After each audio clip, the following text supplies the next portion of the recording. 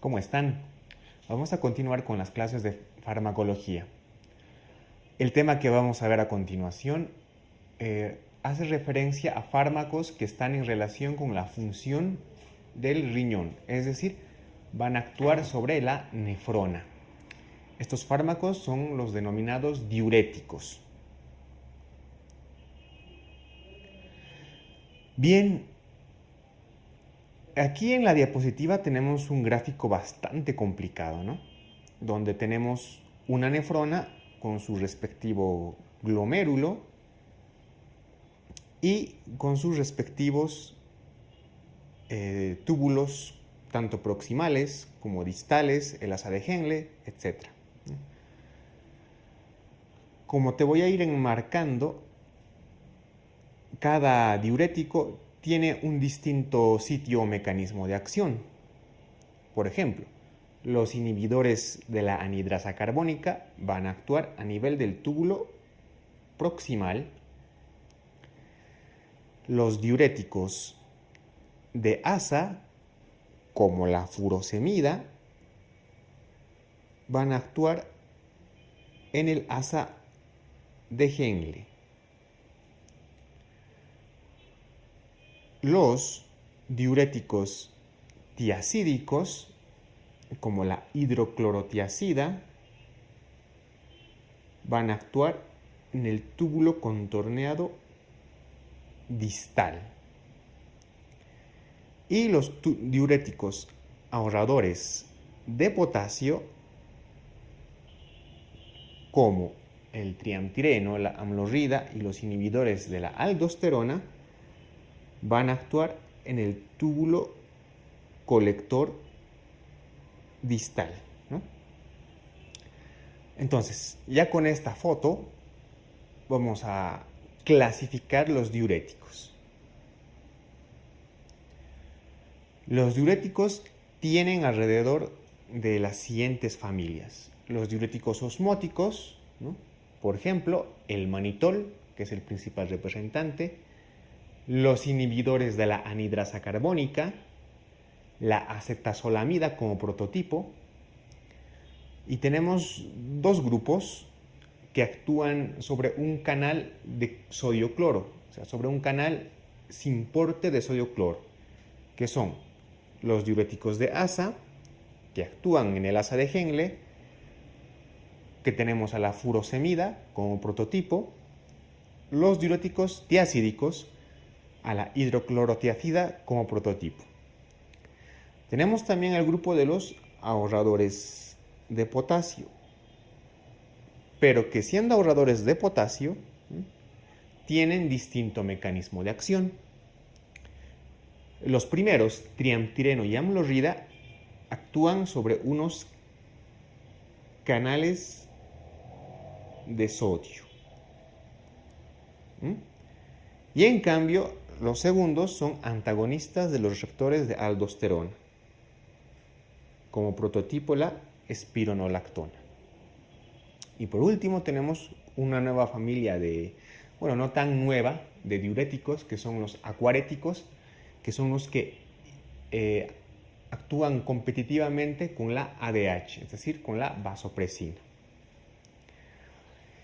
En amarillo tengo dos grupos, los diuréticos de asa y los tiazídicos, que los he enmarcado. ¿Por qué? Porque ambos actúan a nivel de unos canales de sodio-cloro, ¿no? Que actúan en el transporte de iones sin porte. Los diuréticos de asa van a actuar a nivel del asa de Henle y los tiazídicos en el túbulo contorneado distal. Bien, una vez que hayamos conocido las familias de los principales diuréticos, vamos a ver un esquema más sencillo que el que hemos visto al principio. A nivel del túbulo contorneado proximal hemos dicho que actúan los inhibidores de la anhidrasa carbónica, ¿no? A nivel del asa de Henle, los diuréticos de asa, como furosemida, ¿no? Actúan a este nivel, a nivel del transportador sodio-potasio 2-cloro. Los diuréticos tiacídicos actúan a nivel del túbulo contorneado distal sobre el canal de sodio-cloro.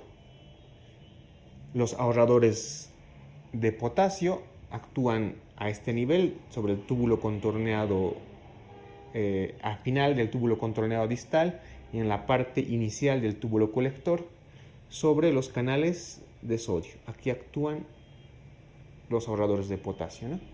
Y los otros ahorradores de potasio antagonistas de la aldosterona pues van a actuar sobre los receptores de aldosterona. Y por último, a nivel del túbulo colector, en la parte final, los competitivos de la ADH como son los baptanes, ¿no? Aquí actúan los baptanes. Bien. Vamos a empezar con los diuréticos osmóticos. Los diuréticos osmóticos tienen un mecanismo de acción en el cual limitan el movimiento de agua de la luz tubular hacia el intersticio renal y por lo tanto diluyen el sodio. ¿Qué es lo que pasa?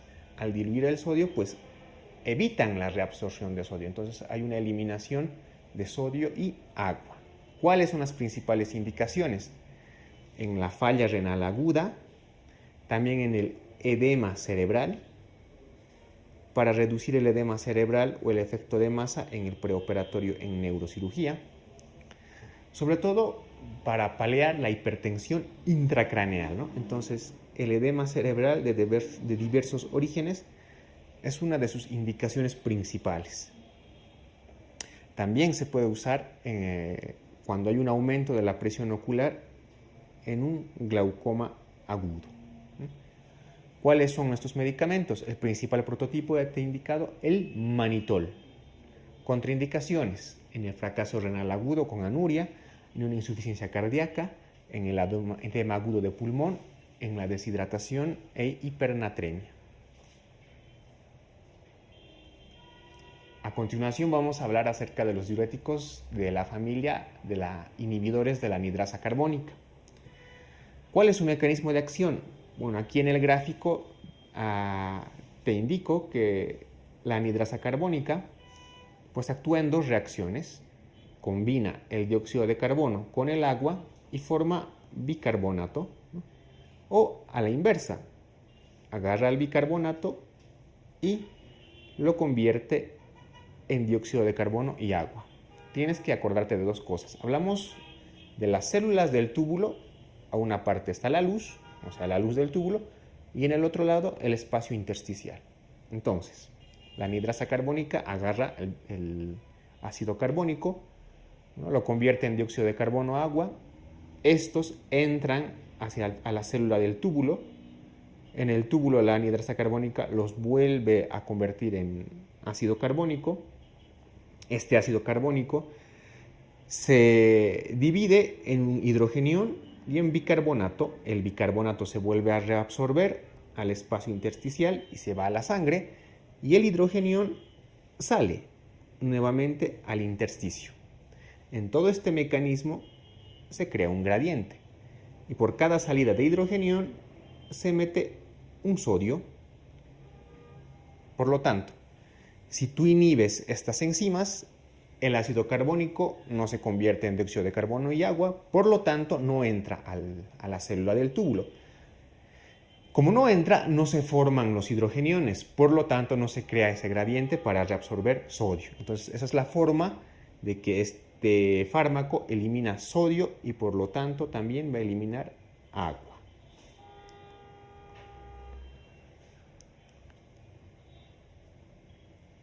Entonces, ¿cuáles serían las indicaciones principales de estos diuréticos? Pues la principal indicación es la disminución de la presión intraocular en el glaucoma de ángulo abierto, ¿no?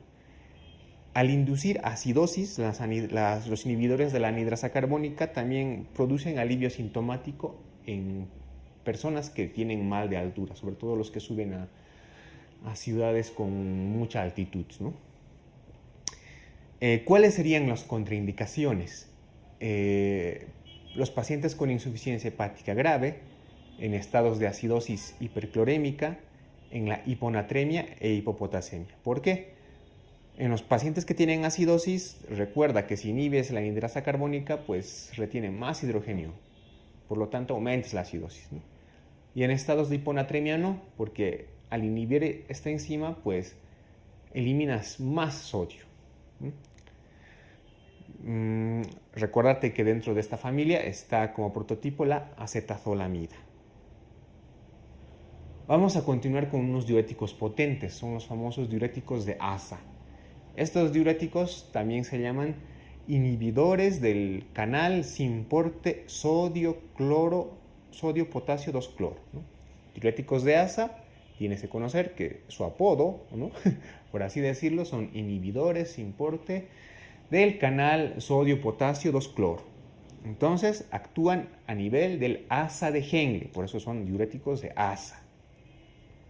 En el asa de Henle, pues actúan sobre este canal. ¿Qué hace este canal? Agarra un sodio, un potasio, los mete dentro del túbulo y a cambio mete 2 cloros. Entonces, por eso es sodio-potasio 2-cloro, ¿no? Entonces los diuréticos de asa inhiben este canal, ¿no? Por lo tanto, elimina sodio y potasio y a la vez cloro. Y a su vez arrastras una gran cantidad de agua. Como vamos a ver más adelante, al eliminar tanto sodio, pues va a afectar las funciones de otro tipo de células dentro de la nefrona. Bien, ¿cuáles son las indicaciones principales de estos diuréticos de ASA? El prototipo furosemida, pero también tenemos otro como la torasemida. El principal, la insuficiencia cardíaca congestiva, situaciones de edema, ¿no? donde se usa más, como en las descompensaciones de la cirrosis hepática. También lo usamos en el edema agudo de pulmón, importante, el síndrome nefrótico, y también por su efecto en el fracaso renal agudo. Te he indicado que un efecto que tiene por arrastrar tanto sodio es que a la larga también vas a arrastrar calcio, ¿no? Por lo tanto, estos diuréticos te pueden servir también en situaciones en las que curras con hipercalcemia, ¿no? Porque también por otros efectos vas a eliminar calcio. ¿Cuáles son los efectos adversos? Bueno, pues son derivados de las acciones que tiene este fármaco, ¿no? Tenemos la hiponatremia, también va a causar hipopotasemia, ambos porque vas a eliminar sodio y potasio en gran cantidad. También alcalosis metabólica hipoclorémica y por el efecto de eliminación de calcio puedes tener hipocalcemia. Esto es importante porque habrá pacientes que como los osteoporóticos, donde hay un bajo nivel de calcio, pues eliminar más pues te podría causar un problema, ¿no? Los diuréticos tiacídicos. Los diuréticos tiacídicos actúan a nivel del túbulo contorneado distal, ¿no?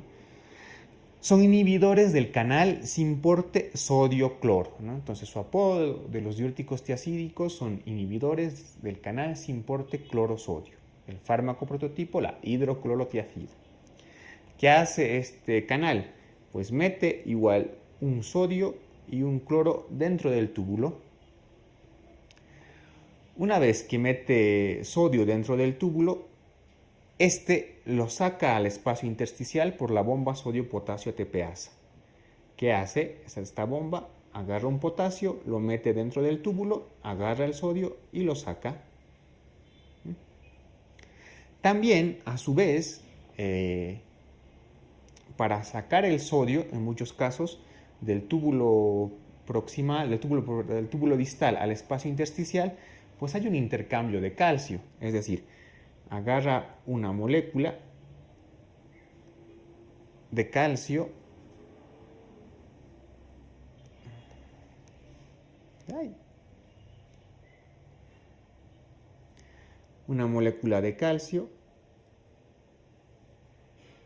y una molécula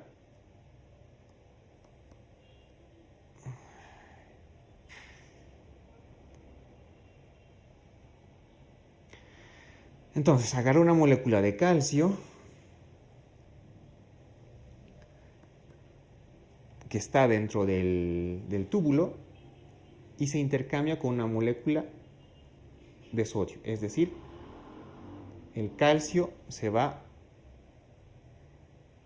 hacia la sangre, ¿no? Entonces capta más calcio. Debido a todas esas funciones que te he indicado, pues las principales indicaciones son la hipertensión arterial, en casos de urolitiasis cálcica, y es el diurético de elección en pacientes, sobre todo mujeres, que tienen osteoporosis cuando se requiere la utilización de un diurético, porque te he indicado que vuelve a captar el calcio, ¿no? Obviamente vamos a usarlo en situaciones de edema, de enfermedad renal crónica, insuficiencia cardíaca y cirrosis hepática. ¿Cuáles son sus efectos adversos? Los principales son alteraciones hidroelectrolíticas que cursan con hipopotasemia, hiponatremia, y en este caso, a diferencia de los diuréticos de ASA, nos producen una hipercalcemia, ¿no? Porque retenemos calcio por el mecanismo que ya te he indicado. Continuamos con los diuréticos ahorradores de potasio, o también denominados inhibidores de los canales de sodio. También actúan en la parte final del túbulo distal y en la parte inicial del túbulo colector. Aquí tenemos un canal de sodio. ¿Qué hace este canal? Mete un sodio y crea un gradiente electroquímico, y este gradiente electroquímico nos permite sacar una molécula de potasio. Pues bien, los inhibidores del conducto de sodio o ahorradores de potasio actúan a este nivel. Entonces no se reabsorbe sodio y por lo tanto tampoco se elimina potasio. Por eso es un ahorrador de potasio, ¿no? Como no se reabsorbe sodio, el sodio se elimina y por lo tanto arrastra agua. ¿Cuáles son las indicaciones de estos diuréticos ahorradores de potasio? Actúan también como antihipertensivos. Esto es importante porque más adelante vamos a ver otro tema en los cuales vamos a volver a mencionar estos diuréticos, para compensar los efectos hipopotasémicos de otros diuréticos.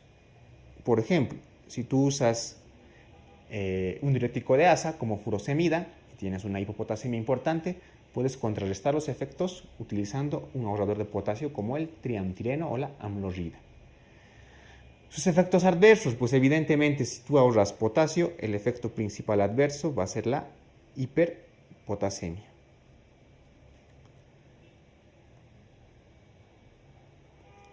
Por lo cual está contraindicado más bien en pacientes que tienen mucho riesgo de desarrollarla, como por ejemplo pacientes que están tomando suplementos de potasio, en los cuales en pacientes que están por desarrollar o que están desarrollando una insuficiencia o enfermedad renal crónica bastante avanzada, y se puede potenciar estos fármacos con otros, como son por ejemplo los inhibidores del sistema renina-angiotensina-aldosterona, como los IECAS y los ARA2, ¿no?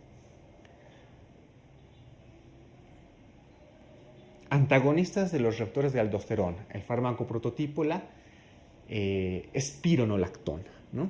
Entonces, ¿qué hacen estos fármacos? Pues inhiben, ¿no?, competitivamente los efectos de la aldosterona al unirse con su receptor. Entonces aquí tengo un gráfico, tengo la aldosterona, tengo el receptor. ¿Y qué hace la aldosterona? Pues activa esos canales de sodio que te he indicado, ¿no? Al activar esos canales de sodio, pues se reabsorbe sodio y también se elimina potasio. Se elimina potasio. Entonces, si tú inhibes este receptor o antagonizas este receptor, pues no funciona este canal de sodio. Por lo tanto, no se va a eliminar y se va a arrastrar agua. Continuando con los diuréticos, vamos a hablar de los diuréticos tiacídicos. El prototipo principal, la hidroclorotiazida. Los diuréticos tiacídicos actúan a nivel del túbulo contorneado distal. También se llaman inhibidores del canal sin porte sodio-cloro. ¿Por qué? Porque este canal agarra una molécula de sodio y agarra una molécula de cloro y la mete dentro del túbulo.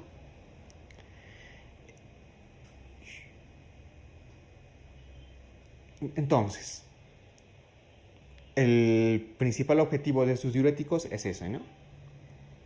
actuar a nivel de ese transportador. Pero a su vez, este sodio entre a través de este canal a la célula del túbulo, pues genera otra acción, ¿no? Este sodio, para salir al espacio intersticial, utiliza la bomba sodio-potasio ATPasa, que como sabemos, ¿no?, esta bomba agarra el sodio, lo saca y mete un potasio.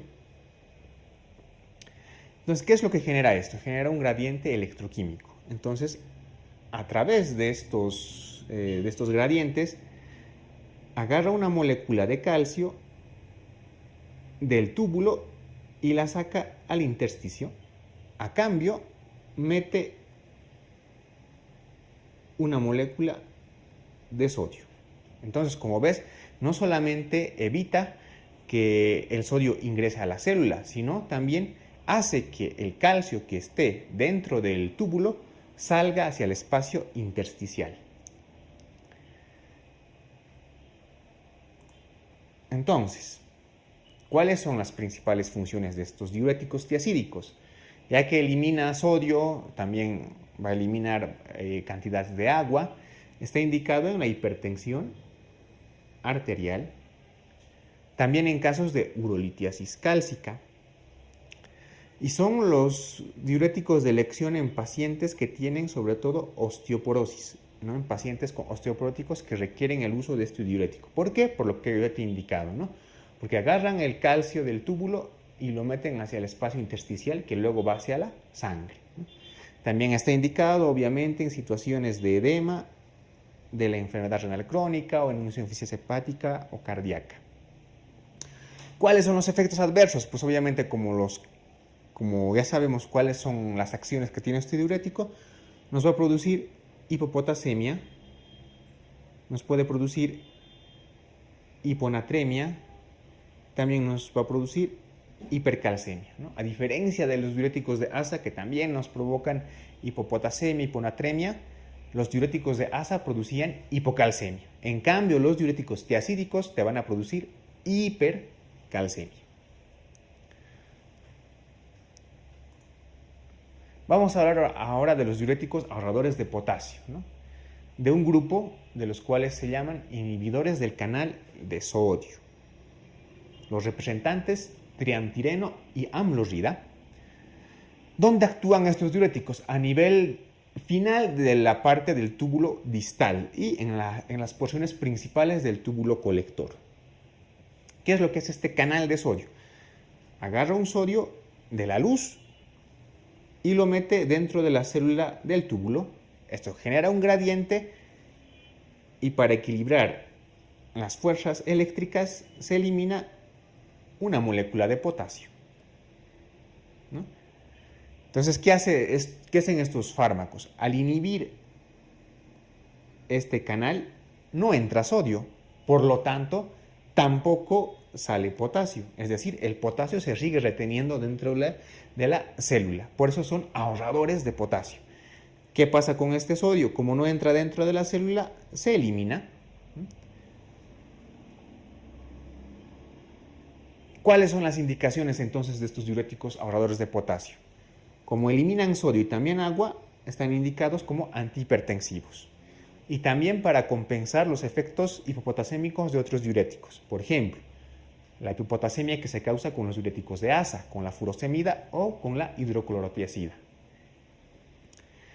¿Cuáles son los efectos adversos? Si tú ahorras potasio, pues el efecto adverso principal será la hiperpotasemia, por lo que su uso estará contraindicado en pacientes que tomen, por ejemplo, suplementos de potasio, ¿no?, o algunos otros fármacos ahorradores de potasio, por ejemplo, los medicamentos que inhiben el sistema renina-angiotensina-aldosterona.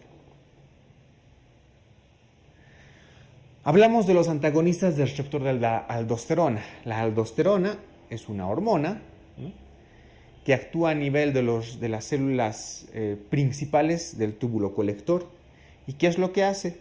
Activa los canales de sodio. Ya hemos visto en una diapositiva anterior cómo funcionan estos canales de sodio, ¿no?